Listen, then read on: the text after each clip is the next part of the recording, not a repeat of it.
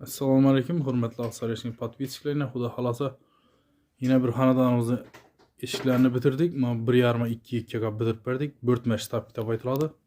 Aynalislarim kalyon aynalis 6lik, qarshi aynalisdan hozirgi modada bo'lib turgan aynalislar deyna. Bu bo'rtma shtab deb aytiladi bunga. Qullaplardan 4 qullapda o'rnatib beryapmiz. Bu yine mati. Karona mati deb aytiladi bunga. Yine bunu kırıp berib görürsek yine misal kırılmaydı. Bu yine seri gan etip ortalarına akraskilen sef beryapmiz. Dinlediğin etip yine ştabkilerim üstüne gan sitleri yine orta 3D rezinkiler onlatıp beryapmiz. Kullaplarım 4 kullapta onlatıp beryapmiz. Ağır eşik boladı. Börtme ştab bandaki. Kullaplarım orijinal kullaptığına kalın kullap. Ya, hemiş krasin vuruşları. Ya. Bu yine şekil tabasak ve kırılmıydı. Garanti.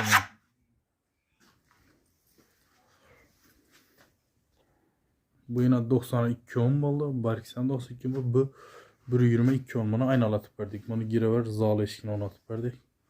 Daxlasa zamoklarını sıraylıdan koyup onatıp veramiz. Hemen şekine. Yine kraskeleri. Hemen şimdi rezinkeleri bir xil. Yine peslerini 4 santığa yarım atkamız bunu. Ertegi qalıdan ki 2,5 santı hazır kaldı. 1 santı 1,5 santı qalıdı жүрse. Yine bu fonda görsenişi. Bunu pullarına geleden bolsak, bunu kvadratı 1.100.000 idi. Mesela yine şu 90'ı 2 onda alsanız 2 kvadrat çıksa 2.200'e narşı karonalar 2.300.000 soma kadar baradı. Zamoku ustanapkeler bilen.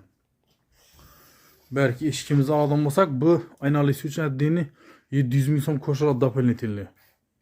Eğer bu birliğe olsa birliğe 2 kapıga aynalisi 500.000 som baladı. Kaç aynalisi boladı olmasa yok.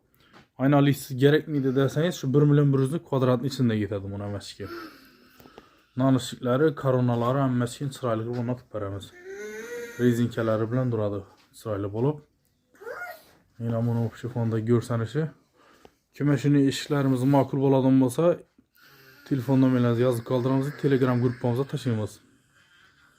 Birden bağ işlerimiz, videolarımız görüp bir malal. Alaka çıkar arası.